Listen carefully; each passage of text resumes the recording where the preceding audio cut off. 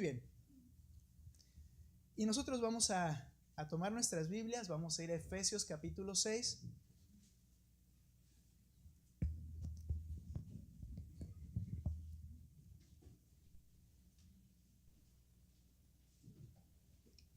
Estamos por terminar ya la carta, pero hemos ido transitando ahí sobre el pasaje que nos habla de estar preparados para la guerra, estar preparados para esta guerra espiritual que tenemos por delante como cristianos. El apóstol Pablo al final de la carta nos insta a que debemos luchar, que debemos ser soldados de Cristo y vivir como a Cristo le agrada y Él demanda que lo hagamos, pero no con nuestras fuerzas ni en base a nuestros recursos, sino en base a los recursos que Él mismo ha provisto, en base a las herramientas que Él nos ha dejado para vivir esta vida cristiana. Hermanos, sin duda, sin esas herramientas simplemente no podemos hacer nada por nosotros mismos. Y es importante entender que esta armadura que el Señor ha provisto, yo debo ser intencional en tenerla, en practicarla, en vivirla. Y estamos ahí en Efesios capítulo 6 y vamos a ver por favor los versículos, versículo 10 al 12 solamente a manera de introducción, por favor. Efesios capítulo 6, versículos 10 al 12. ¿Listos? Vamos a leer alternado estos versículos de esta forma. Ustedes comienzan con el 10, yo leo el 11 y juntos leemos el verso 12, por favor, hermanos. Comiencen ustedes. ¿Qué dice?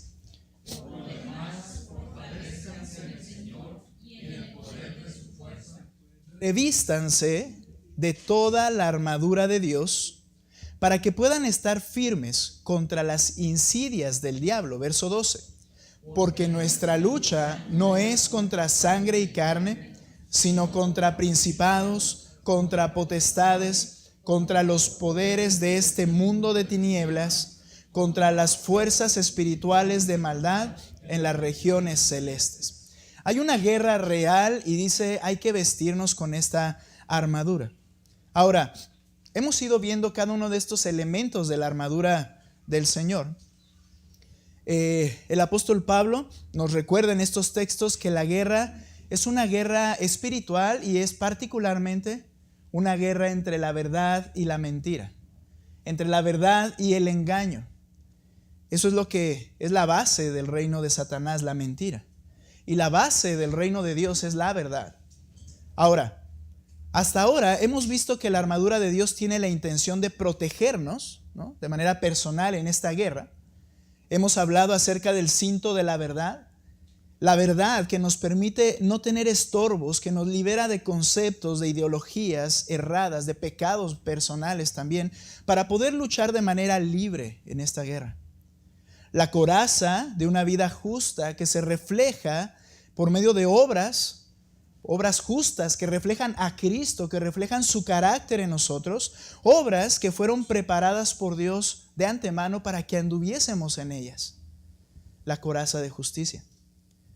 Hablamos también del calzado, que es el Evangelio, ese Evangelio que hemos creído y que, como veíamos en esa descripción, nos permitirá o evitará más bien que podamos resbalar, pues al entender el Evangelio de mi salvación, yo puedo estar entonces completamente seguro de que poseo toda la bendición de parte del Señor y eso me da firmeza. Y veíamos por último el casco. Ese casco que nos mantiene seguros en nuestras cabezas de que nuestra salvación es segura y inamovible, el yelmo de la salvación, dice el texto. Ahora, vamos a ver por final el arma ofensiva que nos es proporcionada para esta guerra. Una verdadera guerra se trata del arte de defender y de atacar también con inteligencia. Nos es dada ahora una espada para contraatacar y debilitar al enemigo. Nota por favor capítulo 6 de Efesios. Vean por favor, veamos. Versículo 17. Por favor, hermanos. ¿Listos? Les voy a pedir que ustedes lean con fuerza allí. Adelante, hermanos. ¿Qué dice? Tomen también el casco de la salvación y la espada del Espíritu, que es la palabra de Dios. Los últimos dos el casco de la salvación, la espada del Espíritu, que es la palabra de Dios. Entonces ahora se nos da un arma para contraatacar y debilitar al enemigo. Nuestro tema hoy es la palabra de Dios, el arma más poderosa.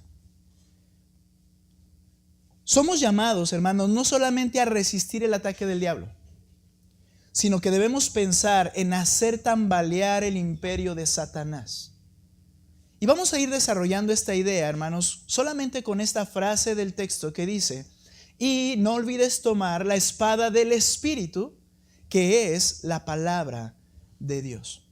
La palabra de Dios, el arma más poderosa. Este término espada, la espada es la palabra magiará, que se refiere a una espada corta. Era una espada ligera que se podía ceñir al cuerpo, que era sumamente práctica, que era sumamente útil en el enfrentamiento cuerpo a cuerpo. Recuerda que esta guerra es una guerra cuerpo a cuerpo, y entonces todos los elementos son protección, pero la espada era esa parte en la cual tú podías atacar al enemigo, y era muy ligera para que pudiera ser utilizada con facilidad. En el Nuevo Testamento, esta misma palabra, majairá, se refiere o se utiliza de manera simbólica de varias maneras. En primer lugar, esta palabra se refiere a hostilidad. Ve conmigo, por favor, a Mateo capítulo 10, verso 34 al 36. Veremos algunos textos, otros los mencionaré, pero vean, por favor, Mateo 10, 34 al 36.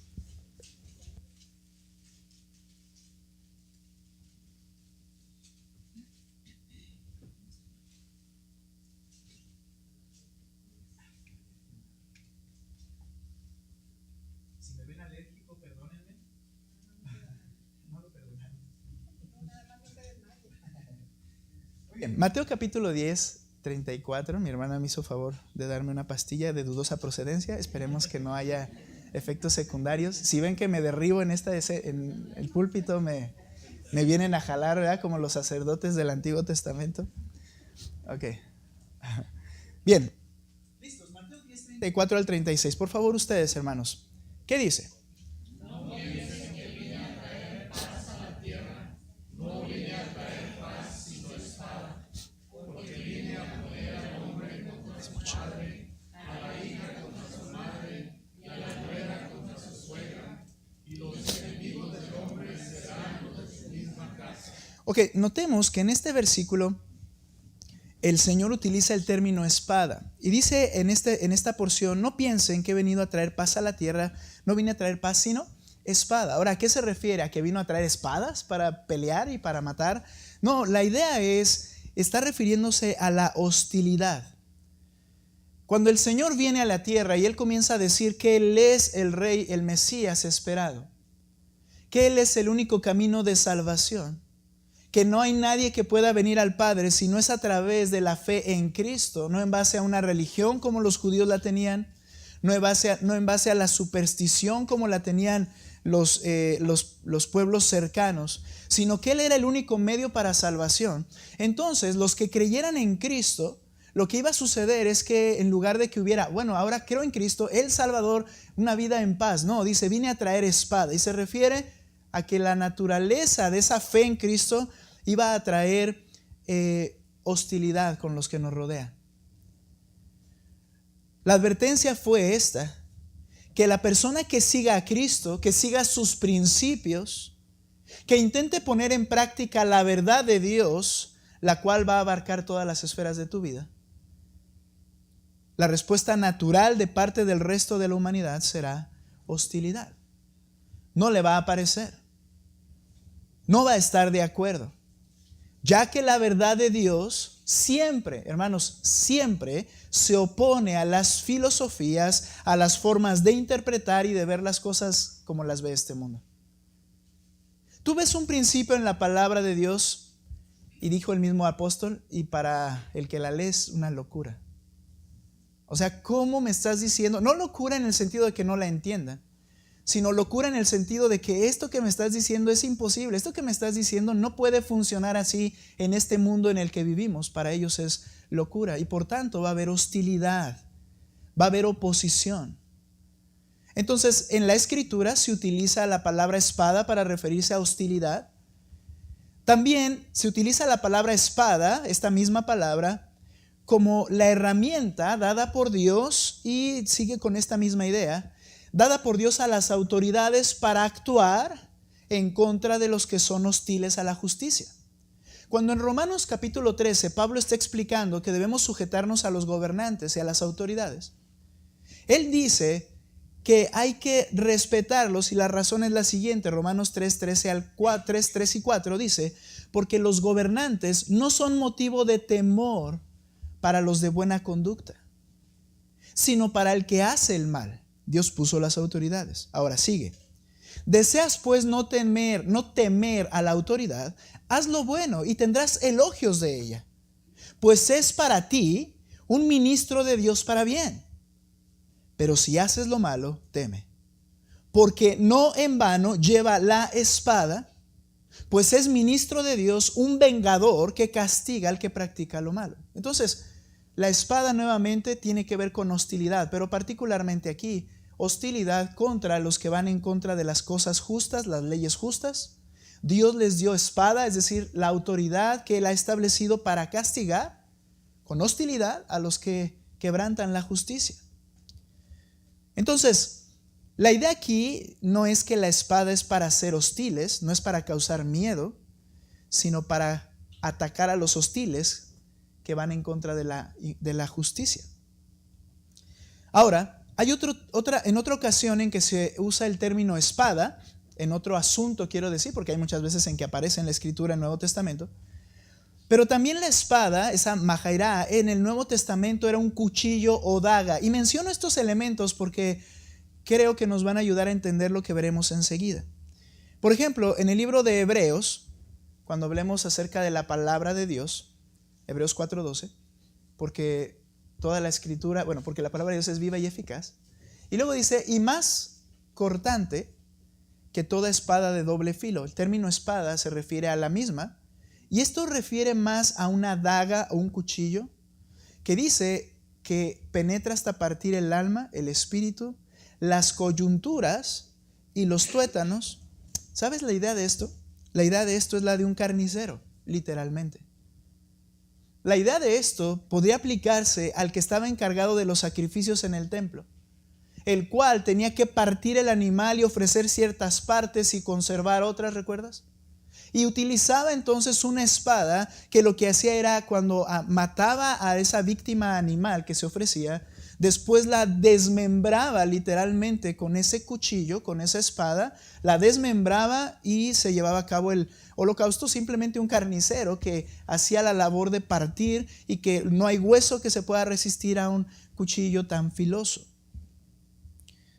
Ahora, al tener en mente esto, el Señor nos dice en Efesios, en donde estamos estudiando, capítulo 6, que nos ha sido dada una espada. Y la espada se le llama la espada del Espíritu, que es la palabra de Dios. La espada que debemos empuñar le pertenece y la usa el Espíritu de Dios. Esto no es un llamado a ser hostiles, nosotros en nuestro carácter. Esto no es un llamado a ingeniar nuestros métodos personales para la lucha que tenemos contra los enemigos de Dios, cuyo rey, gobernante y dirigente es Satanás. No se trata de que nosotros pensemos cómo llevarlo a cabo y querer salir victoriosos como personas hostiles simplemente. El punto de esta espada también es que es el arma más poderosa y efectiva, porque es de manufactura del Espíritu del Dios Todopoderoso. Por eso es el arma más poderosa. Ve conmigo un texto, 2 de Pedro capítulo 1, verso 19. Vamos a analizar ahí unos textos. La espada del Espíritu, y ya vimos que dice ahí la palabra de Dios, ahorita ahondaremos en eso, pero es del Espíritu, ¿ok? ¿Qué quiere decir esto? 2 de Pedro capítulo 1,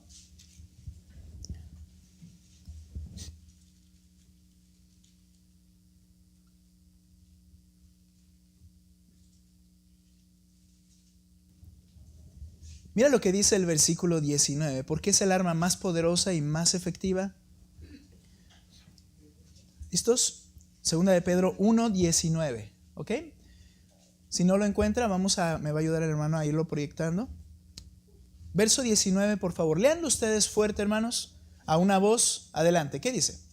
Y así tenemos la palabra profética más segura, a la cual ustedes hacen bien en prestar atención, como una lámpara que brilla en el lugar oscuro, hasta que el día despunte y el lucero de la mañana aparezca en sus corazones. ¿Quién les estorbó para no terminar bien el texto? ¿Qué pasó?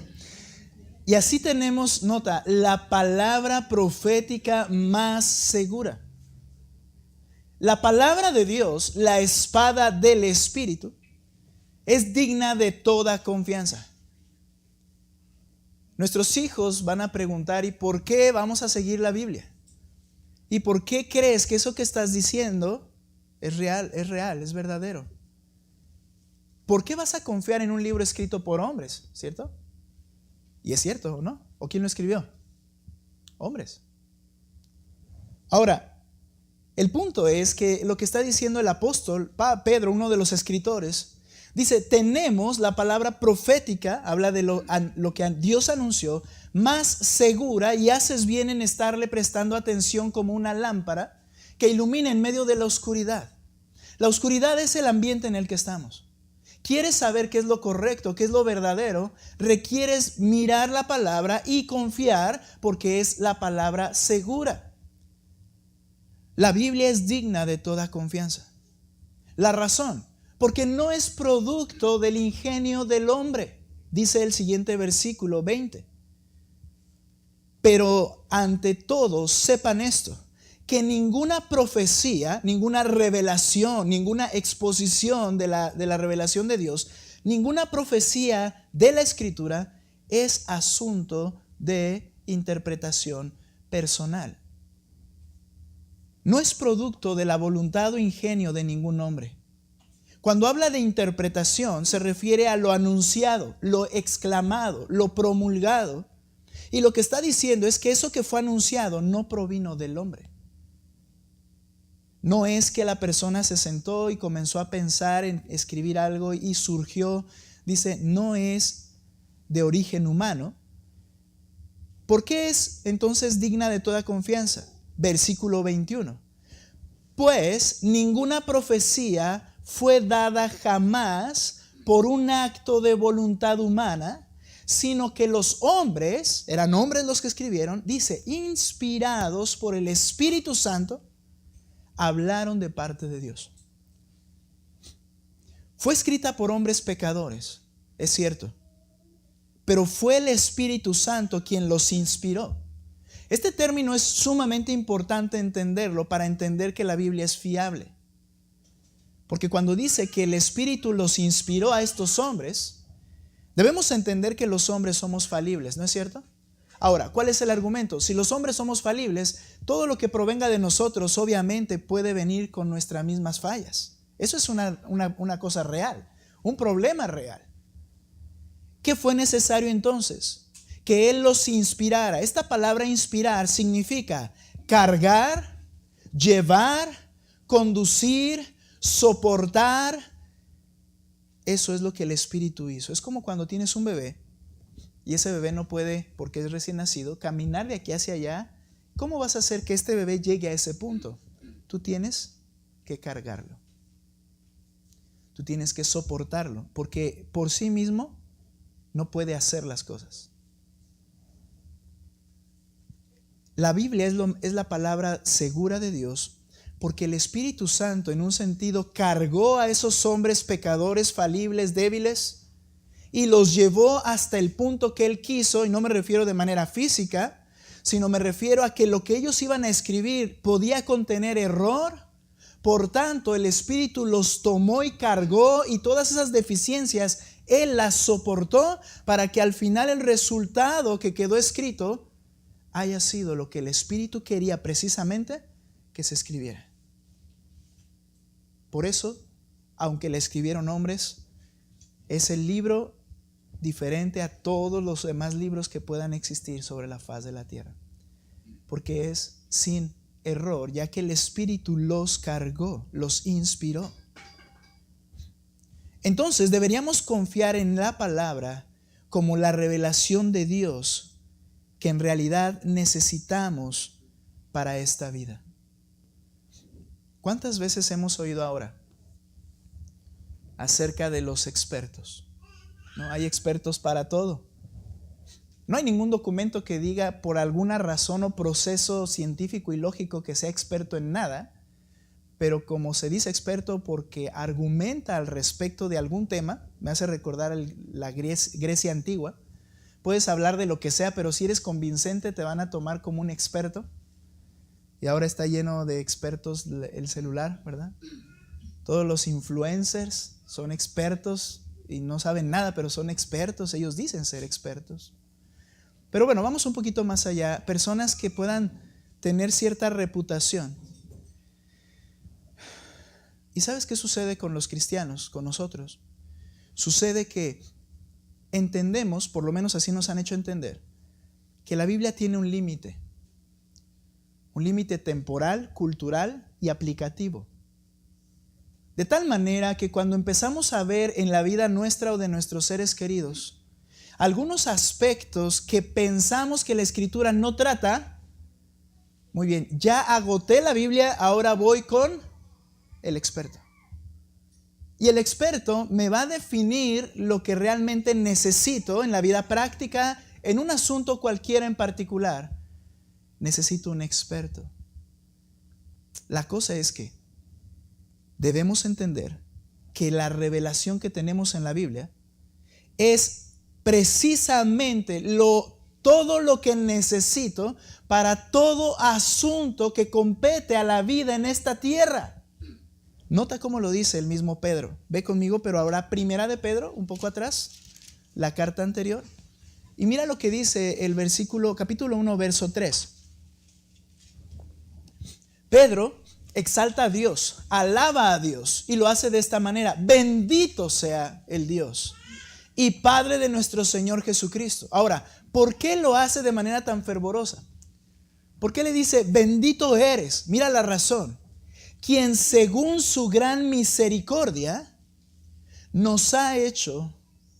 Estoy leyendo mal, ¿cierto? Perdón. ¿Sí estoy mal o no? Ok, ya sé en qué me equivoqué. Capítulo 1, verso 3, pero de segunda de Pedro, hermanos. No, hermanos, yo creo que los que traen alergia son ustedes y no escuchan bien.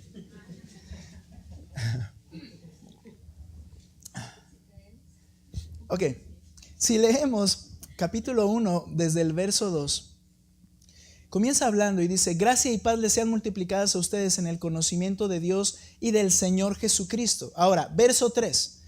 Pues su divino poder, hace un momento hablaba acerca de que él bendecía al Señor.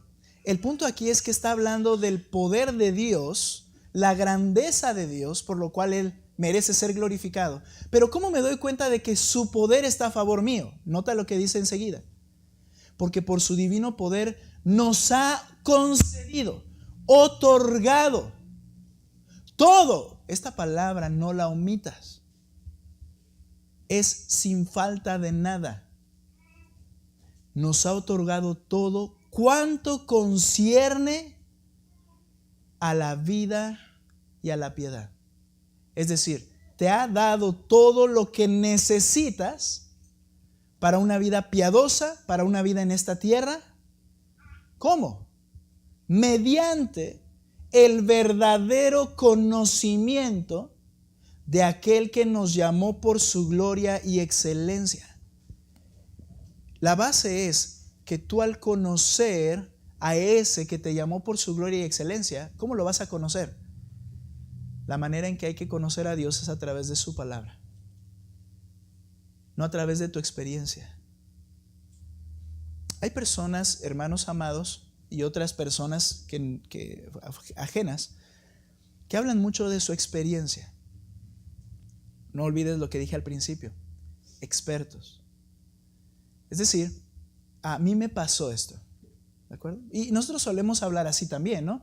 A mí me sucedió esto en mi vida, yo en mi casa, en mi familia, y yo considero que tengo la experiencia al respecto de algo. El punto es que tú no vas a conocer a Dios por medio de la experiencia. Lo que quería argumentar aquí en este punto es que hay hermanos nuestros que hablan de experiencias y dicen, no, es que yo sentí, palpé, yo vi, Dios me hizo y cuestiones como estas. Ahora, es una cuestión complicada querer debatir a alguien un asunto de su experiencia, ¿sí? Porque yo no puedo tildarlo de un mentiroso, más que me lo está diciendo de manera honesta. Pero la experiencia no es la verdad. ¿Ok? La verdad es la que Él ha dado, su palabra, y es el medio, dice aquí, para conocer a aquel que nos llamó por su gloria y excelencia. Entonces siempre te aconsejo algo que me aconsejó alguien a mí. Tu experiencia, pásala por el filtro de la palabra y entonces decides cuál tiene razón. El punto es que los expertos no pasan su supuesto conocimiento por el filtro de la palabra, pero creyentes, debieras entender que Dios te dejó lo que necesitas en este libro, digno de toda confianza, porque el que cargó a estos hombres para escribir lo que necesitas mientras estés en esta tierra fue el Espíritu Santo poderoso de Dios que creó todas las cosas. Es por eso que la Escritura debe ser fundamental y la base de todo lo que hacemos en esta congregación. No lo que los expertos dicen. Esto fue una frustración al principio de mi ministerio. Yo creía que la Escritura ya sabía lo que decía toda la Escritura. Y por tanto, cuando había cosas que se iban más arriba de lo que yo sabía, pensaba entonces que tenía que investigar o preguntar a alguien más.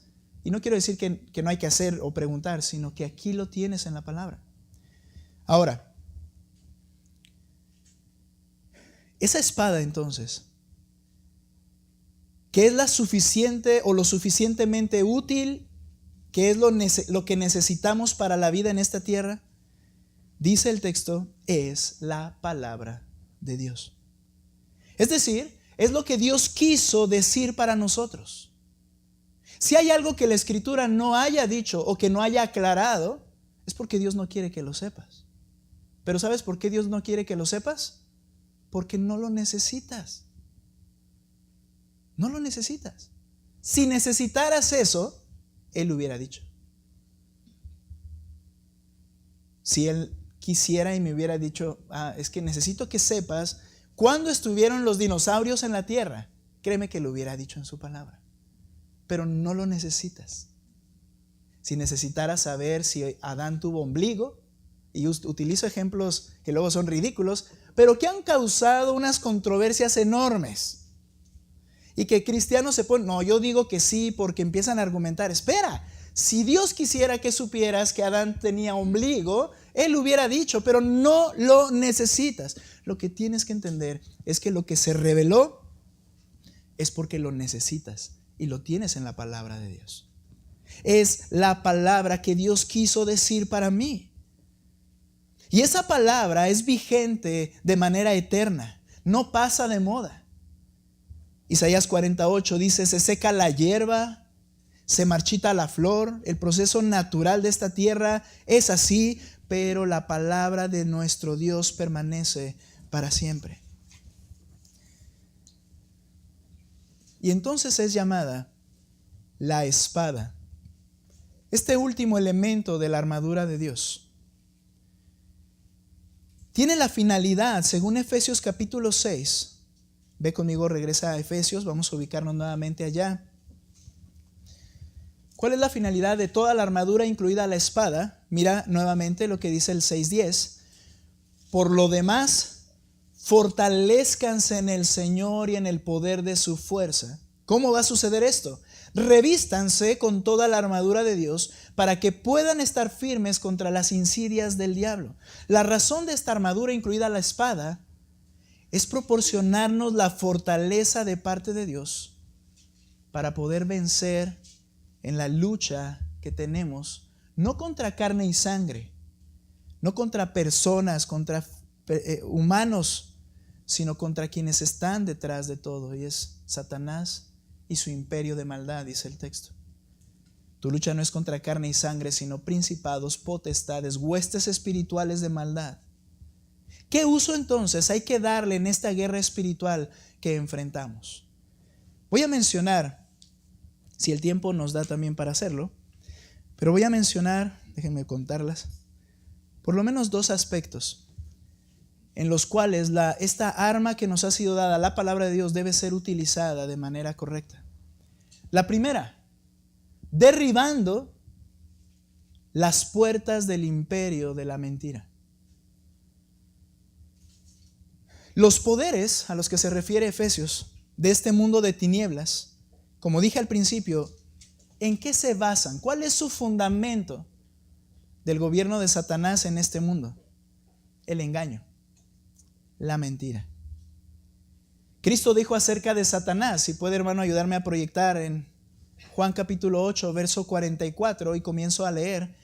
Ustedes, le dice Cristo a los que no creían en Él, ustedes son de su padre el diablo. Cuando decimos esto, luego hay personas que se espantan, ¿verdad? O nosotros mismos, ¿no? Cuando dice aquí, tú eres de tu padre el diablo, ¿no?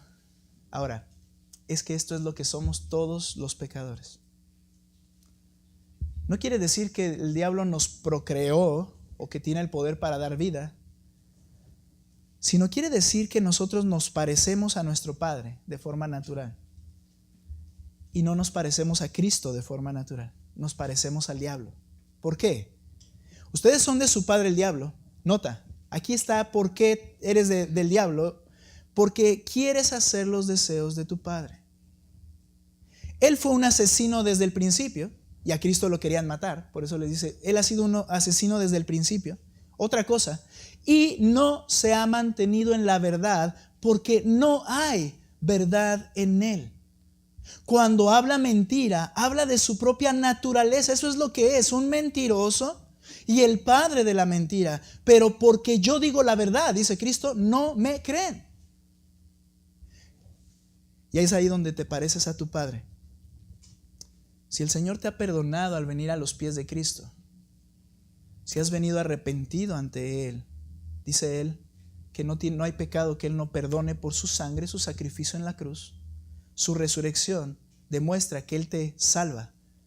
Pero ¿qué es lo que va a suceder? Que las características de esa persona van a cambiar por obra de la gracia del Señor. Y que siempre hablaba mentiras, ahora se va a parecer a su padre porque va a empezar a practicar y a vivir y a hablar verdad. Ahora, Cristo dice, yo porque hablo la verdad no me creen y me quieren matar, pero qué bien les va con las mentiras de Satanás. Ahora, ¿sabes una cosa? Eso es de lo que está lleno todo este mundo y todas las filosofías de este mundo son mentiras, son engaños. Los supuestos expertos hablan de su propia elocuencia, pero esto se opone a la verdad de la cual Dios es el único poseedor. Entonces son mentirosos. Ve conmigo a 2 Timoteo 2:24. ¿Qué dice Pablo que debes hacer con la espada del Espíritu que te ha sido dada? ¿Qué hacía él con esta armadura que vestía y que nosotros debemos siempre estar de manera intencional vistiendo? 2 Timoteo 2:24, por favor. Permítame un segundo. Mira lo que dice 2:24. El siervo del Señor, habla del Hijo de Dios, del creyente en el Evangelio. El siervo del Señor no debe ser rencilloso. Recuerda, Él no me habla que yo sea hostil. Si tú eres hostil, aun cuando vas a debatir de algo bíblico, el problema no es que tengas un celo por el Señor que te hace explotar. El problema es que tienes un pecado en tu interior y que debes trabajar. El siervo del Señor no debe ser rencilloso, sino amable para con todos. Apto para enseñar. ¿Enseñar qué? La palabra, que es la espada del Espíritu. sufrido. Es decir, que esta persona está dispuesta a que le ofendan y le ataquen y no va a reaccionar de esa manera. Pero ¿cuál es la intención? ¿Cómo se usa la espada acá? Ve el 25. Deben reprender, esto significa exponer con claridad, deben reprender tiernamente a los que se oponen, a los enemigos, por si acaso Dios les concede el arrepentimiento, que conduce, cuando hay arrepentimiento, conduce al pleno conocimiento de la verdad. Si Dios concede el arrepentimiento a alguien, entonces esa persona va a abrazar la verdad y va a soltar la mentira.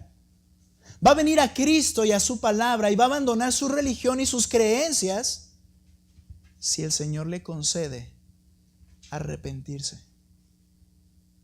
La soberanía de Dios, hermanos, créeme, esto es importante. Tú y yo podemos argumentar y argumentar y argumentar y no va a pasar nada en el corazón de las personas. Les puedes hablar de Cristo, les puedes invitar, y no va a pasar nada. Solo cuando a Dios le place, Él entonces, que es el Espíritu Santo, puede hacer que vengan al arrepentimiento y abran su corazón a la verdad. Todavía no quiero dar la clave en este asunto, pero mira, fíjate lo que dice enseguida. Y volviendo en sí, escapen del lazo del diablo, habiendo estado cautivos de él para hacer su voluntad. Cuando tú y yo no conocíamos el Evangelio de Cristo, las filosofías que dirigían nuestra vida no lo sabías, ni yo lo sabía, pero solamente eran lazos del diablo que nos tenían cautivos. Las prácticas, los gustos, las religiones, solamente son lazos del diablo y nos tiene a su voluntad, porque vivimos engañados y no podemos ver. Pero cuando Dios le place y te concede arrepentimiento, entonces vas a poder ver la verdad y querer abrazar la verdad.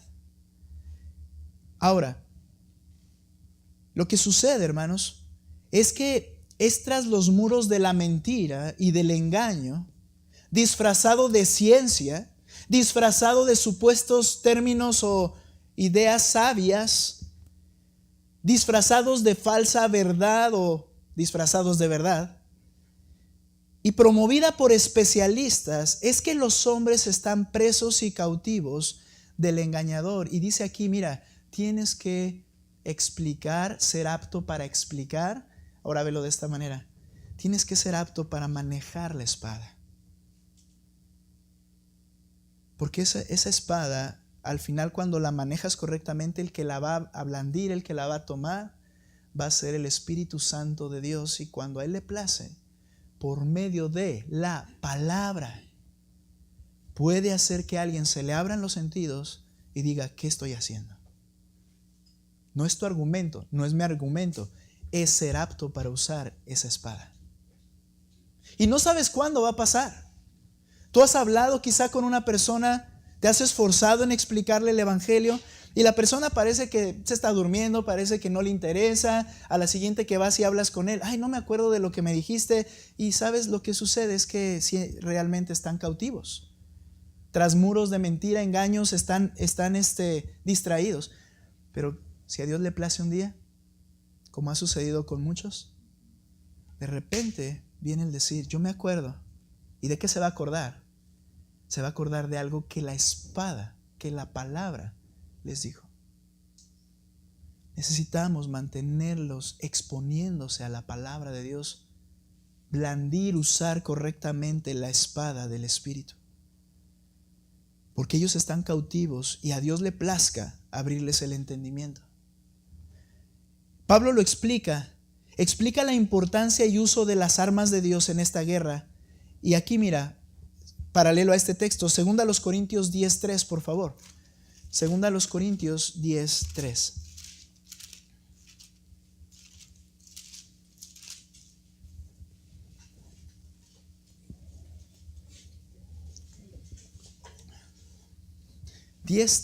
Segunda a los Corintios 10:3. Ayúdame, hermano, también para ir. Verso 3, nótelo aquí al frente, si no. Mire lo que dice. A Pablo lo acusaban de que sus armas para la vida eran armas carnales. su elocuencia, sus capacidades, sus amenazas, sus mentiras, que son las armas que tenemos para andar en esta tierra todos. Pero mira lo que dice en el verso 3 Pablo. Mira, pues aunque andamos en la carne, es decir, estoy en este cuerpo y en esta tierra, no luchamos según la carne, es decir, no con armas carnales. Nota lo que dice enseguida.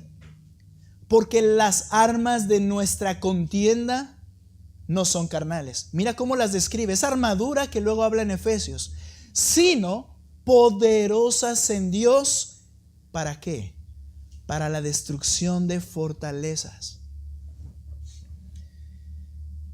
Para la destrucción de fortalezas. Las armas de Dios, la espada y toda la armadura. Pero cuando hablamos del uso completo, dice destrucción de fortalezas. Las fortalezas se refiere a las barricadas que el enemigo ponía o estructuras militares que ellos levantan cuando hay una guerra para proteger al ejército enemigo. Y dice el apóstol Pablo, bien, entiende esto, las armas que Dios nos ha dado son poderosas para derribar por tierra esas estructuras que el diablo y su gobierno han levantado. Echarlas por tierra.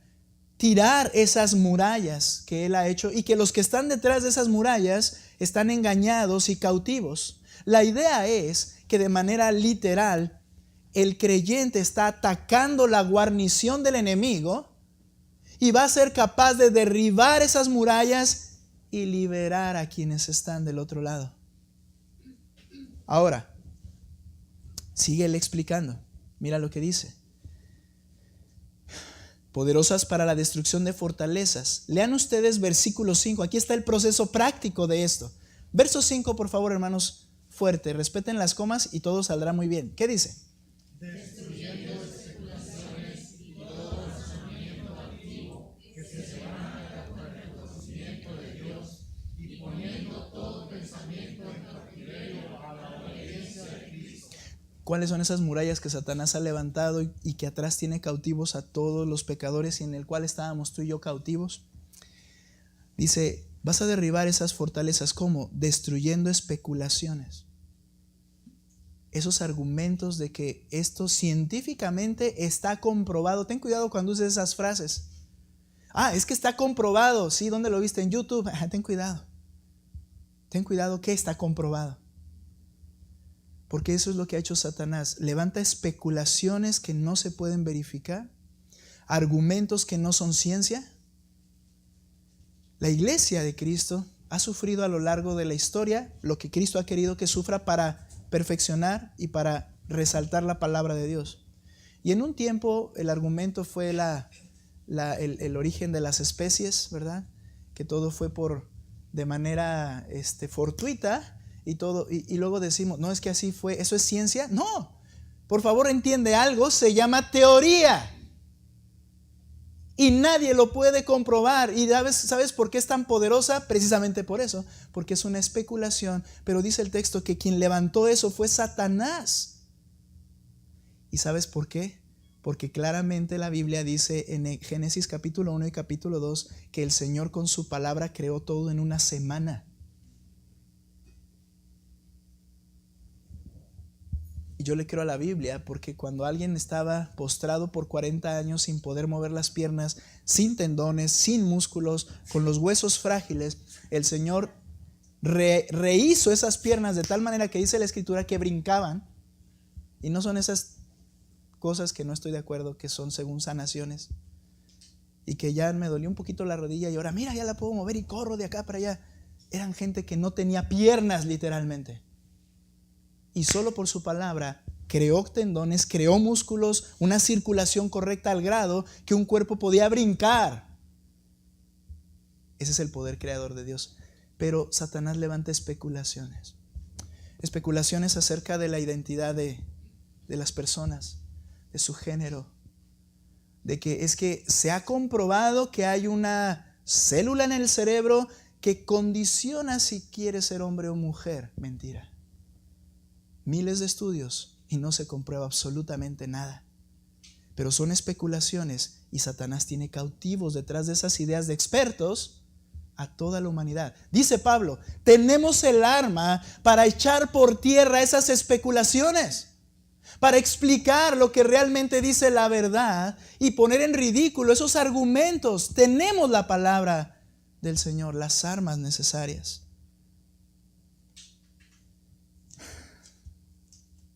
¿Estamos usando realmente esta arma como debe ser? Estas especulaciones, estos razonamientos altivos, dice, la idea es que se levantan razonamientos, pero siempre están en contra del conocimiento de Dios, siempre están en contra de la verdad de Dios. Y lo triste es que los cristianos guardan la espada y dicen, bueno, le voy a preguntar a ver a quién. No, tú tienes la labor de haber podido explicar con lo poco o lo mucho, porque tienes el arma precisa para hacerlo. Son razonamientos aparentemente sabios, pero son falsos. Son mentiras cautivadoras. Tienen la capacidad de ser fáciles de creerse. Se levantan y se oponen contra la verdad, teorías, filosofías, supuestas pruebas. De tal manera que el Señor dijo a través de Pablo, profesando ser sabios se hicieron necios, y a veces nosotros le seguimos llamando expertos o sabios. ¿Cuál es el problema, hermanos? El problema es que yo necesito conocer lo que creo. Y eso causa una flojera enorme. Bien, dice el Señor, vístete, porque si no, vas a fracasar en tu guerra espiritual.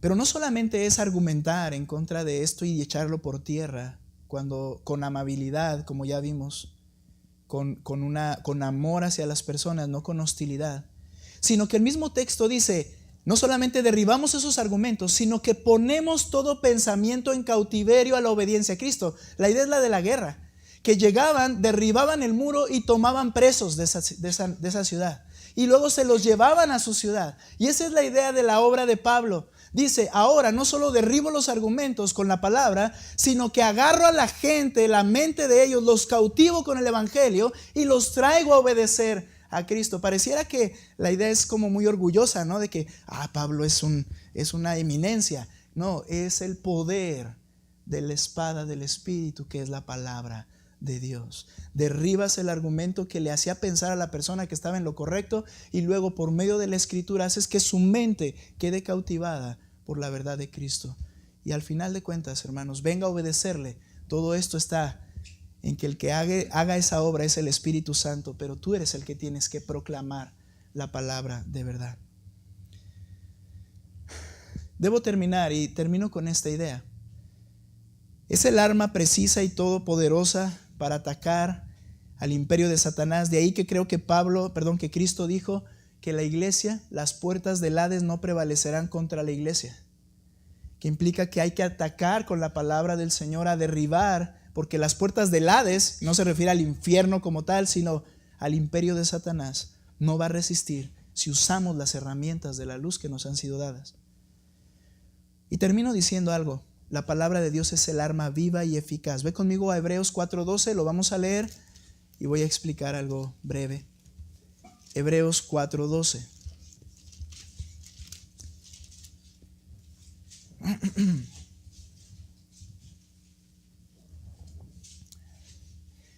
Si tú lees anteriormente, el escritor de Hebreos, cuyo nombre no conocemos, el escritor de Hebreos está explicando que no es suficiente con oír la palabra o el evangelio, que tienes que creerlo, que tienes que depositar tu confianza en lo que has oído, si no, de nada te va a servir.